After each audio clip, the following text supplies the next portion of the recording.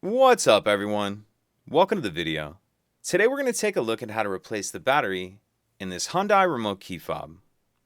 This key fob is going to be for the Hyundai vehicles that have a push-button start ignition, and it's going to use replacement battery CR2032.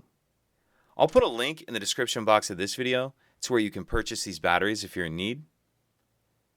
The first thing we're going to do is remove the emergency key that's in the bottom of the key fob.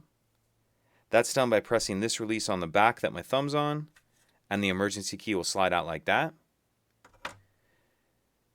Now if we grab a flathead screwdriver and we take a look at the bottom of the key fob, this is the slot that emergency key just slid out of. And just below that there's another notch right here that the blade of the screwdriver's in. What I'm going to do is put the screwdriver right there and make sure it's all the way pushed in. And then I'm going to twist the screwdriver like I'm opening a lock with a key.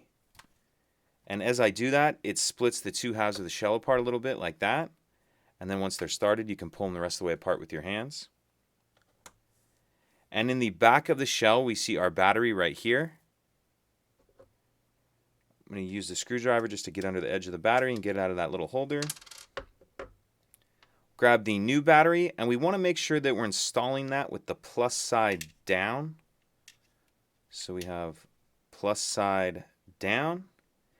And the side that has that little metal holder, we're going to start that edge in first, like that, and then snap it down into place. Once we have the battery in place, we'll snap the two halves of the shell back together. Slide our emergency key back in.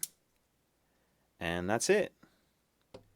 If you could take a second to like and subscribe, it helps us out, and I'd appreciate it. Thank you.